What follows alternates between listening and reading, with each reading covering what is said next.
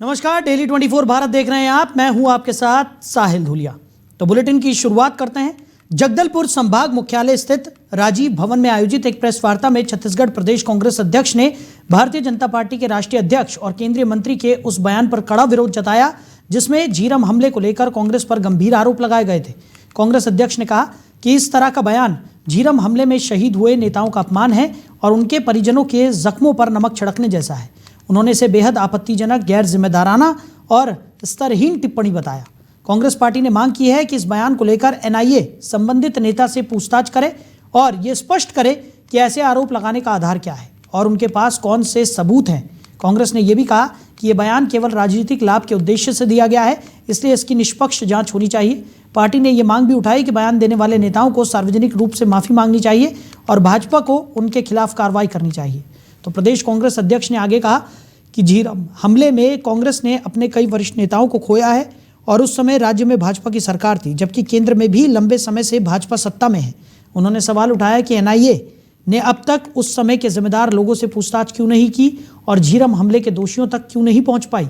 साथ ही ये भी सवाल उठाया गया कि कांग्रेस की परिवर्तन यात्रा को पर्याप्त सुरक्षा क्यों नहीं दी गई थी। कांग्रेस ने दोहराया कि इस पूरे मामले की निष्पक्ष जांच जरूरी है और झीरम हमले का पूरा सच देश के सामने आना चाहिए। कि जेपी नड्डा का बयान बेहद ही दुर्भाग्यजनक बयान है और उनके पास कोई सबूत है, कोई तथ्य है तो सार्वजनिक करना चाहिए। और इस घटना का हकीकत जानने के लिए आज भी छत्तीसगढ़ की जनता इंतजार कर रही है। इसलिए पूर्व मुख्यमंत्री रमन सिंह और जेपी नड्डा का नार्को टेस्ट होना चाहिए। वहीं जगदलपुर शहर के संजय मार्केट में कांग्रेस कार्यकर्ताओं ने मनरेगा योजना से महात्मा गांधी का नाम हटाए जाने के फैसले के विरोध में एक दिवसीय धरना देकर जोरदार प्रदर्शन किया। बड़ी संख्या में कांग्रेस नेता और कार्यकर्ता संजय मार्केट में एकत्रित हुए और केंद्र सरकार के खिलाफ नारेबाजी करते हुए अपना विरोध दर्ज कराया। प्रदर्शनकारियों ने हाथों में बैनर और पोस्टर लेकर सरकार के फैसले को जन विरोधी बताते हुए इसे तुरंत वापस लेने की मांग की। उनका कहना था कि मनरेगा से महात्मा गांधी का नाम हटाना राष्ट्रपिता का अपमान है। इस मौके पर प्रदेश कांग्रेस अध्यक्ष ने कहा कि मनरेगा योजना महात्मा गांधी के विचारों, आत्मनिर्भरता और ग्रामीण रोजगार की भावना से जुड़ी हुई है। ऐसे में योजना से उनका नाम हटाना न केवल ऐतिहासिक विरासत के साथ छेड़छाड़ है, बल्कि गरीब, मजदूर और ग्रामीण वर्ग की भावनाओं को भी ठेस पहुंचाने वाला कदम है। कांग्रेस नेताओं ने चेतावनी दी कि अगर सरकार ने अपना निर्णय वापस नहीं लिया तो आंदोलन को और व्यापक स्तर पर चलाया जाएगा। प्रदर्शन के दौरान संजय मार्केट इलाके में कुछ समय के लिए यातायात भी प्रभावित रहा। किसी भी तरह की अव्यवस्था से निपटने के लिए मौके पर पुलिस बल तैनात रहा और पूरे घटनाक्रम पर नजर बनाए रखी गई। जिस तरह से केंद्र की भारतीय जनता पार्टी की सरकार ने रोजगार गारंटी कानून योजना को नाम बदलकर सिर्फ विकसित भारत योजना लाकर जो कांग्रेस की सरकार में जो सोच थी कि ग्रामीण अर्थव्यवस्था को मजबूत करने के लिए उनको रोजगार गारंटी के नाम से रोजगार की गारंटियां उनको दी ताकि वो आवेदन करेगा। कोई भी मजदूर ग्रामीण 15 दिन के अंदर उसको काम देना है, काम नहीं मिला तो उसको बेरोजगारी भत्ता देना है। या फिर इस योजना के तहत कई नौकरियां सृजित की, जैसे रोजगार गारंटी मेट जो वहां के बेरोजगार युवाओं को रोजगार गारंटी सचिव जैसे पोस्ट में नौकरियां लगी, भर्तियां की। ये कांग्रेस सरकार की देन थी ताकि 15 दिन के अंदर उसको मजदूरी मिलना चाहिए, 8 से 9 घंटे उसकी मजदूरी होनी चाहिए। वहीं भोपाल में रानी कमलापति महल के समीप स्थित रानी कमलापति ब्रिज पर एक युवक ने खतरनाक स्थिति पैदा कर दी। जब वो मानसिक रूप से अस्थिर अवस्था में ब्रिज पर चढ़ गया, उसकी उपस्थिति देखते ही आसपास बड़ी संख्या में लोग इकट्ठा हो गए और ब्रिज के आसपास घना जाम की स्थिति बन गई। तो स्थिति गंभीर होने के कारण तत्काल बचाव कार्य शुरू किया गया। मौके पर नगर निगम के प्रशिक्षित गोताखोर और पुलिसकर्मी पहुंचे। उन्होंने बिना देर किए स्थिति का जायजा लिया और सावधानी के साथ ब्रिज पर चढ़कर युवक तक पहुंचे। पुलिस और गोताखोरों ने अपनी साहसिक और संयमित कार्रवाई के चलते युवक को सुरक्षित पकड़कर ब्रिज से नीचे उतारा। इस पूरी घटना में बचाव कर्मियों की तत्परता और कुशलता ने बड़ी दुर्घटना को टाल दिया। युवक को सुरक्षित नीचे लाने के बाद भीड़ को नियंत्रण में रखा गया और स्वास्थ्य संबंधी आवश्यक देखभाल सुनिश्चित की गई। इस घटना ने दिखाया कि प्रशिक्षित कर्मियों की तत्परता और साहस समय पर जीवन रक्षक साबित हो सकती है। वहीं भोपाल के कोठी तहसील में सड़क निर्माण की घटिया गुणवत्ता पर राज्य मंत्री प्रतिमा बागरी ने कड़ा कदम उठाया। मंत्री ने तुरंत कार्यपालन यंत्री को फोन करके फटकार लगाई और ठेकेदार के सड़क निर्माण ठेके को निरस्त करने के निर्देश दिए।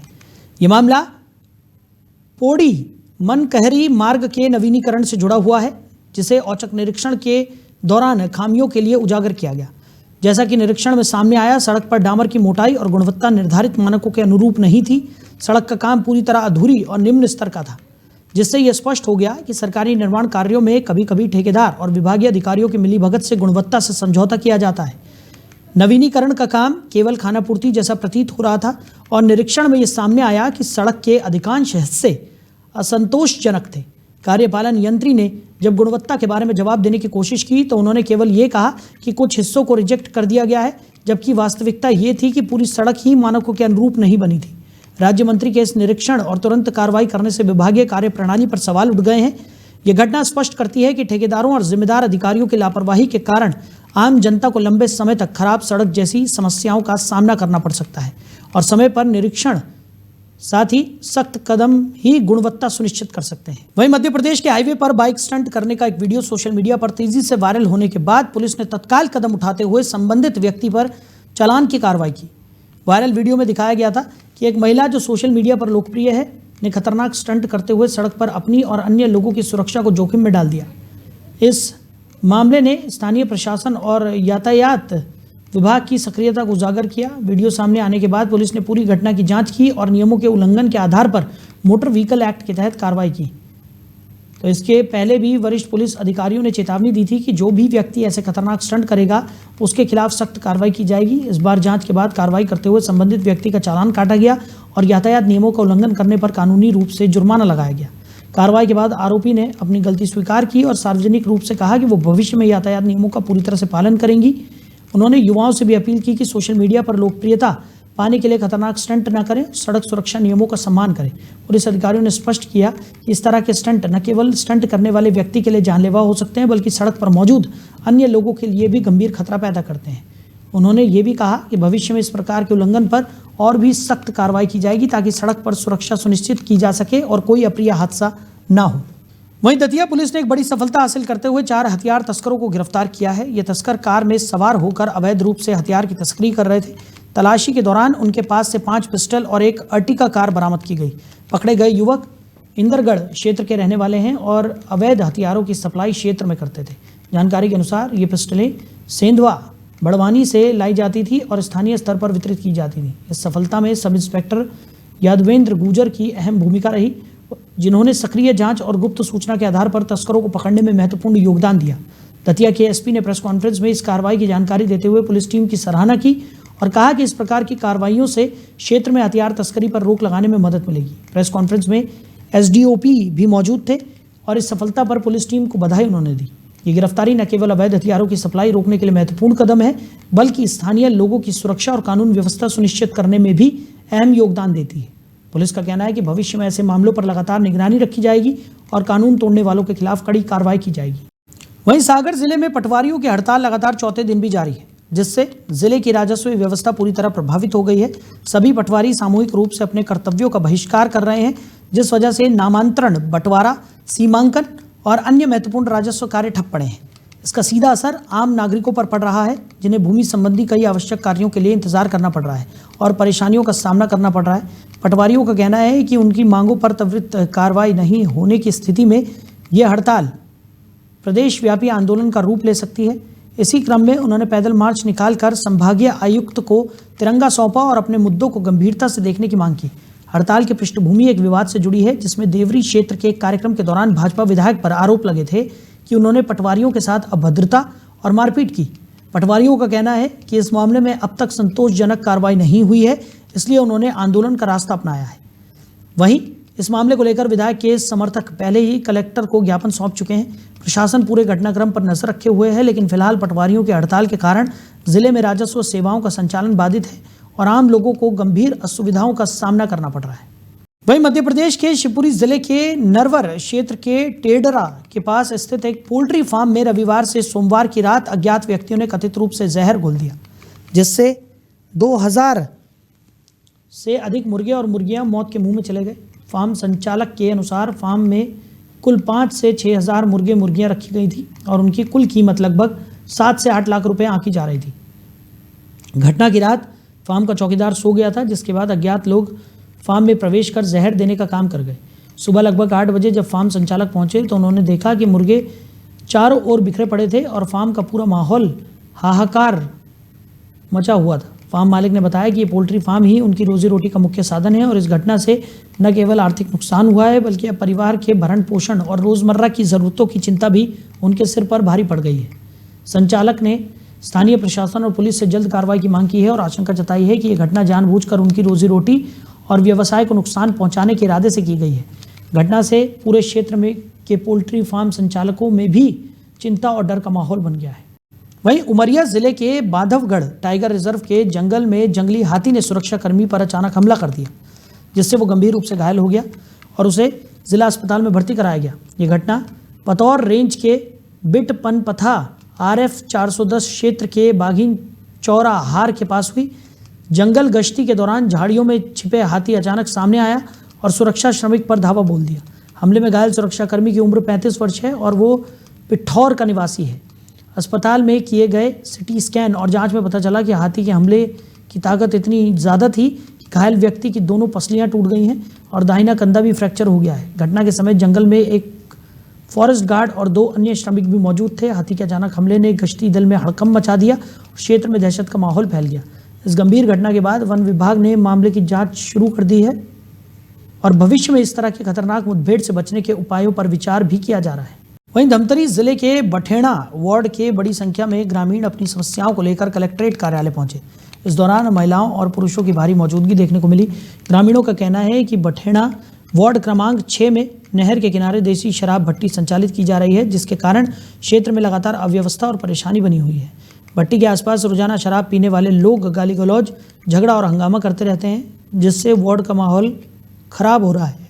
ग्रामीणों ने बताया कि शराबियों के कारण खाली शराब की बोतलें और डिस्पोजल गिलास इधर उधर फेंक दिए जाते हैं, जिससे पूरे इलाके में गंदगी फैल गई है। वार्ड में करीब 40 से अधिक परिवार रहते हैं और इस शराब भट्टी की वजह से महिलाओं और छोटे बच्चों को आवागमन में भारी कठिनाइयों का सामना करना पड़ रहा है। लोगों का कहना है कि वो इस समस्या को लेकर कई बार शिकायत कर चुके हैं, लेकिन अब तक कोई ठोस कार्रवाई नहीं हुई है। वार्ड वासियों ने प्रशासन से जल्द समस्या का समाधान कर भट्टी को हटाने की मांग की है और चेतावनी दी है कि अगर समय रहते कार्रवाई नहीं की गई तो वो उग्र आंदोलन करने को मजबूर होंगे। हम 2 समस्या लेकर आके जन दर्शन में मिले हैं कलेक्टर साहब से। पहला तो ये है कि जो बठेड़ा वार्ड में नहर किनारे देसी शराब भट्टी है वो हटाया जाए, और दूसरा नंबर का समस्या ये है कि जेल परिसर का जो पानी निकासी है वो लोग स्वयं व्यवस्था करें। इससे निजी जो किसान है 7, 8, 10 परिवार किसान हैं जिनको फसल में बहुत दिक्कत आ रही है, तो पानी समस्या को लेकर आए। कितने समय से जो शराब भट्टी है वो इस स्थान पे जो बनाया गया है और कितना परेशानी हो रहा है आप लोगों को? सबसे पहले ये बात है कि एक तो बठेड़ा वार्ड क्रमांक 6 आरक्षित वार्ड है और आरक्षित वार्ड में हमारे यहाँ 2 शराब भट्टी है। एक तो मेन NH में अंग्रेजी शराब भट्टी प्रीमियम जो चालू किए हैं वो है, साथ ही देसी शराब भट्टी है नहर किनारे, और रिहायशी इलाका जो कॉलोनी से जुड़ा हुआ है जहाँ पे आए दिन गाली गलौच और वाद विवाद की स्थिति बनी रहती है। और हम लोग विगत 2-3 साल से लगातार शासन प्रशासन को दे रहे हैं कि वहाँ से अन्यत्र देसी शराब भट्टी को हटाया जाए। हम 2 समस्या लेकर। वहीं कोरबा जिले के कटघोरा क्षेत्र से एक बेहद गंभीर और सनसनीखेज घटना सामने आई है। जटगा पसान मार्ग पर हुए जानलेवा हमले में कटघोरा निवासी एक युवक की मौत हो गई।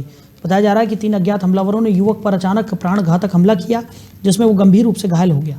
हमले के बाद उसे तत्काल इलाज के लिए कटघोरा अस्पताल ले जाया गया था, लेकिन रास्ते में ही उसने दम तोड़ दिया।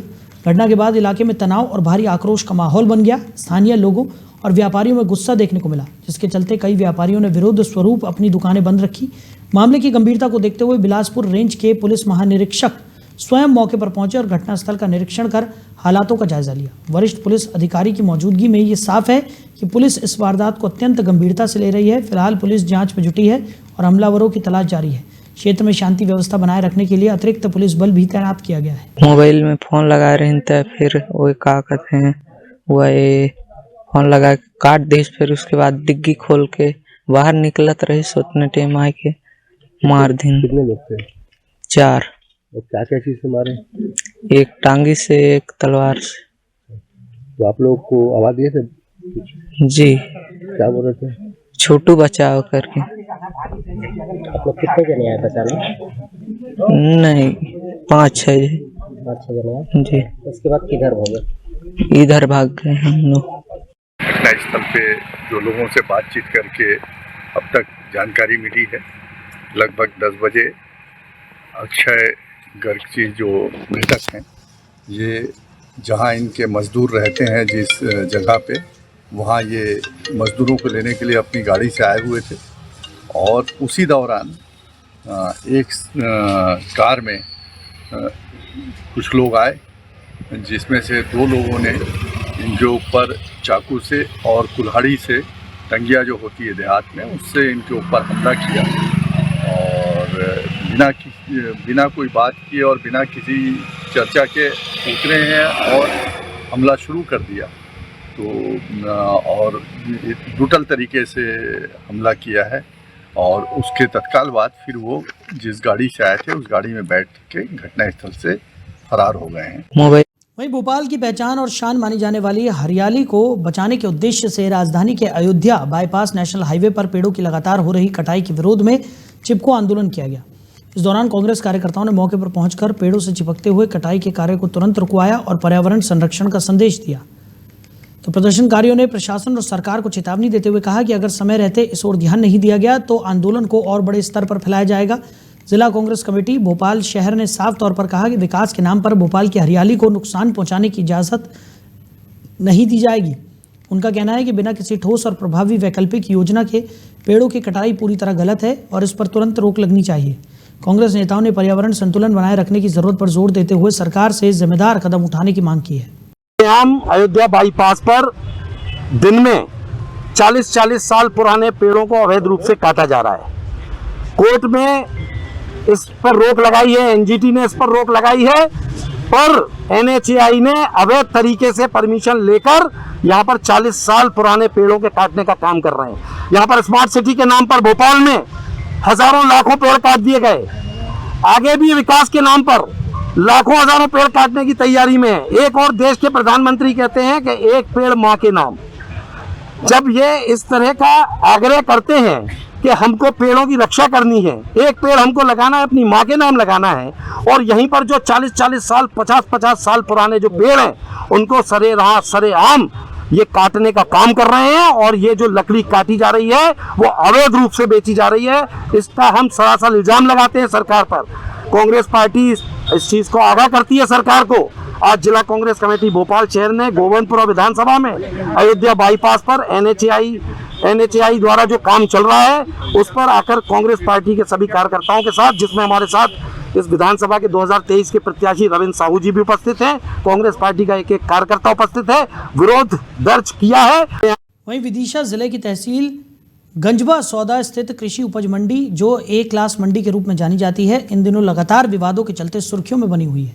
मंडी परिसर में आए दिन किसानों और व्यापारियों के बीच किसी न किसी बात को लेकर तनाव की स्थिति देखने को मिल रही है, जो कई बार हिंसक रूप भी ले लेती है। ताज़ा मामला धान की खरीद के दौरान उपज के भाव को लेकर सामने आया, जहां नीलामी के समय किसानों और व्यापारियों के बीच कहासुनी बढ़ गई और विवाद ने उग्र रूप धारण कर लिया। विवाद के बाद आक्रोशित व्यापारियों ने शहर के प्रतिष्ठित जय स्तंभ चौक पर चक्का जाम कर दिया, जिससे यातायात पूरी तरह प्रभावित हो गया। व्यापारियों का आरोप है कि मंडी में नीलामी के दौरान किसानों ने उनके साथ मारपीट की। वहीं दूसरी ओर किसानों ने भी अपनी ओर से सिटी थाने में शिकायत दर्ज कराई है। दोनों पक्षों की तहरीर के आधार पर पुलिस ने मामले की जांच शुरू कर दी है। मौके पर पहुंचे पुलिस अधिकारियों ने काफ़ी समझाइश और मशक्कत के बाद करीब 2 घंटे बाद चक्का जाम खत्म कराया, तब जाकर स्थिति सामान्य हो सकी। अज्ञात तत्वों ने मारपीट करी, उसको लेकर व्यापारी उन्होंने चक्का जाम किया था और ये जो तत्व है उसमें जांच करके एफआईआर की जाएगी और आगे की कार्रवाई आश्वासन दिया जाएगा। मानकर और चक्का जाम कर। मैडम, कोर्ट के अंदर भी कोई मारपीट हुई है कुछ व्यापारियों द्वारा? वहीं छतरपुर में खजुराहो के गौतम रिजॉर्ट में फूड पॉइजनिंग का मामला लगातार गंभीर होता जा रहा है। इस घटना में मृतकों की संख्या बढ़कर 5 हो गई है। इलाज के दौरान एक व्यक्ति की ग्वालियर मेडिकल कॉलेज में मौत हो गई, जबकि इससे पहले 4 कर्मचारियों की भी जान इस हादसे में चली गई थी। घटना के बाद स्वास्थ्य विभाग और जिला प्रशासन पूरी गंभीरता से मामले की जांच में जुट गए हैं। जांच के लिए विशेष एसआईटी टीम का गठन किया गया है जो हर पहलू की जांच कर रही है। अतिरिक्त पुलिस अधीक्षक ने बताया कि फॉरेंसिक जांच में कीटनाशक पाए जाने की सूचना है। हालांकि जांच अभी पूरी नहीं हुई है और मामले की सभी कानूनी और तकनीकी पहलुओं का गहन अध्ययन किया जा रहा है। यह घटना रिजॉर्ट में सुरक्षा और खाद्य सुरक्षा मानकों की अनदेखी की गंभीरता को उजागर करती है। वहीं इंदौर के अन्नपूर्णा थाना क्षेत्र में मध्य रात्रि के समय एक दर्दनाक चाकूबाजी की घटना सामने आई जिसमें एक युवक की मौत हो गई। पुलिस ने त्वरित कार्रवाई करते हुए घटना के 10 घंटे के भीतर एक महिला समेत 4 आरोपियों को गिरफ्तार कर लिया। प्रारंभिक जानकारी के अनुसार हत्या का कारण मृतक द्वारा प्रेमिका पर की गई टिप्पणी को बताया जा रहा है। घटना 22 और 23 दिसंबर की मध्य रात्रि लगभग 2 बजे फूटी कोठी चौराहे से हवा बंगला मार्ग पर स्थित सांची मिल्क पॉइंट के सामने हुई। हमले में युवक गंभीर रूप से घायल हुआ और उसे तुरंत अस्पताल ले जाया गया जहां उपचार के दौरान उसकी मौत हो गई। सूचना मिलने के बाद अन्नपूर्णा और द्वारकापुरी थाने की रात्रिकालीन टीम मौके पर पहुंची। वरिष्ठ अधिकारियों ने घटनास्थल का निरीक्षण किया और विशेष पुलिस टीम का गठन कर जांच शुरू की। जांच में सामने आया कि आरोपी और मृतक के बीच प्रेमिका को लेकर विवाद हुआ था जिसके बाद चाकू से हमला किया गया। वारदात के तुरंत बाद आरोपी किराए की सफेद कार में खाटू श्याम जाने की फिराक में थे, लेकिन पुलिस की तेज कार्रवाई के चलते उन्हें पकड़ लिया गया। यह घटना क्षेत्र में सुरक्षा और युवाओं के बीच बढ़ती हिंसा की चिंताजनक स्थिति को उजागर करती है। कल रात को करीबन 12:30 बजे कोटी कोटी चौराहे से हवा बंगला मार्ग जो है उस मार्ग पर सांची पॉइंट के सामने गांधी चौक द्वारकापुरी निवासी यश भांड पिता प्रदीप भांड जिसकी उम्र करीबन 25 वर्ष है कि चाकूबाजी के दौरान चोट लगने से इलाज के दौरान उसकी मृत्यु हो गई थी। इस पर से हत्या का अपराध थाना अन्नपूर्णा में पंजीबद्ध हुआ है। इस अपराध में 4 आरोपीगण जिसमें एक युवती भी शामिल है जिसका नाम है चारू परदेशी उर्फ चारू ठाकुर, ईश्वर ठाकुर और रोहित चौहान तथा प्रियांशु साहू, ये चारों द्वारिकापुरी थाना क्षेत्र के निवासी है। और इनका मूल विवाद इस बात का था कि 2 दिन पूर्व जो चारू परदेशी है अपने घर के सामने करीबन रात के 2 बजे प्रियांशु और ईश्वर के साथ बात कर रही थी जिस पर से मृतक एवं उसके मृतक यश भांड और उसके दोस्त विक्रम ठाकुर ने आपत्ति व्यक्त की थी, तो इस पर से उनके बीच में विवाद हुआ था। कल रात को वहीं मंदसौर में दलौदा राजमार्ग पर एक दर्दनाक सड़क हादसे ने सभी को स्तब्ध कर दिया। यहां एक टेम्पो चालक की लापरवाही के कारण एक मासूम बच्चे की कुचलकर मौत हो गई। घटना की भयावहता का अंदाजा सीसीटीवी फुटेज में साफ देखा जा सकता है जिससे बच्चे के आपको बता दें कि अचानक सड़क पार करने और टेम्पो से टकराने का पूरा दृश्य कैमरे में कैद है। हादसे के बाद स्थानीय लोग और राहगीर मौके पर जुट गए लेकिन समय रहते मदद नहीं मिल सकी और बच्चे की जान चली गई। पुलिस ने सीसीटीवी फुटेज और अन्य साक्ष्यों के आधार पर जांच शुरू कर दी है और चालक की पहचान कर कानूनी कार्रवाई करने की तैयारी कर रही है। यह हादसा सड़क सुरक्षा और वाहन चालकों की लापरवाही के खतरों को फिर से उजागर करता है। वहीं सिवनी के पेज टाइगर रिजर्व में फूड सेफ्टी विभाग ने बड़ी जांच और संयुक्त कार्रवाई करते हुए कई रिजॉर्ट्स पर छापा मारा। भोपाल, जबलपुर और सिवनी की टीम ने मौके पर जांच की जिसमें कई रिजॉर्ट्स में गंदगी और स्वच्छता के मानकों की गंभीर अनदेखी पाई गई। जांच में एक्सपायरी डेट का नमकीन और खाने का अन्य सामान भी बरामद हुआ। इसके अलावा ये भी पाया गया कि वेज और नॉनवेज खाद्य पदार्थ एक ही फ्रिज में रखे जा रहे थे जो फूड सेफ्टी नियमों का सीधा उल्लंघन है। पेज टाइगर रिजॉर्ट साई प्रसाद का लाइसेंस रद्द कर दिया गया है और फूड सेफ्टी विभाग ने रिजॉर्ट की सभी बिक्री गतिविधियों पर भी रोक लगा दी है। इस कार्रवाई का मकसद वहां आने वाले पर्यटकों और स्थानीय लोगों को सुरक्षित और स्वच्छ खाद्य सामग्री सुनिश्चित कराना है। तो फिलहाल इस बुलेटिन में मेरे साथ इतना ही। आप बने रहिए। नमस्कार।